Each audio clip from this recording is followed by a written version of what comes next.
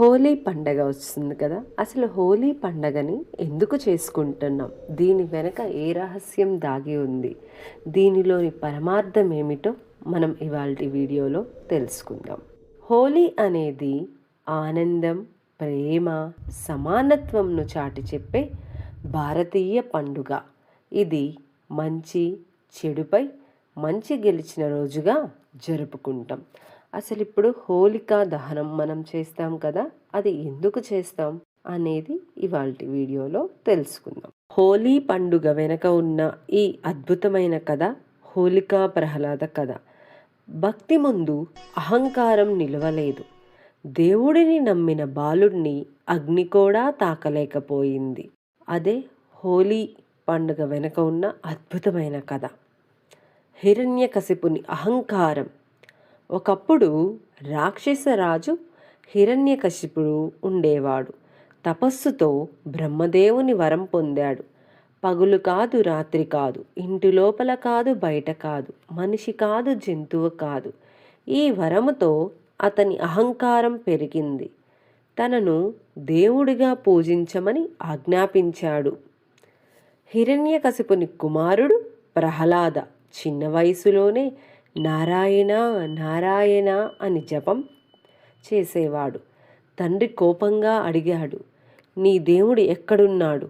ప్రహ్లాదుడు శాంతిగా చెప్పాడు, తండ్రి, దేవుడు ప్రతి చోటా ఉంటాడు.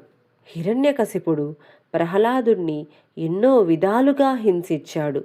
కొండపై నుంచి తోశాడు, పాములతో వేయించాడు, విషమిచ్చాడు. కానీ ప్రతిసారి విష్ణుభక్తి ప్రహ్లాదుణ్ణి కాపాడింది. హిరణ్యకశిపుని చెల్లి హోలికాకి అగ్ని తాకని వరం ఉంది. ఆమె ప్రహ్లాదుణ్ణి ఒడిలో పెట్టుకొని అగ్నిలో కూర్చుంది. ప్రహ్లాదుడు కన్నీళ్లతో కాదు, నమ్మకముతో ఇలా అన్నాడు, నారాయణ, నన్ను కాపాడు. అద్భుతం జరిగింది. అప్పుడు హోలిక దహనమైంది. ప్రహ్లాదుడు సురక్షితంగా బయటపడ్డాడు. అందుకే ఈ రోజున హోలికా దహనముగా జరుపుకుంటాం. కోపంతో హిరణ్యకశిపుడు అడిగాడు, నీ దేవుడు ఈ స్తంభంలో ఉన్నాడా? అప్పుడే స్తంభం పగిలింది. అక్కడి నుంచి నరసింహ అవతరించాడు. పగలు కాదు, రాత్రి కాదు, మనిషి కాదు, జంతువు కాదు.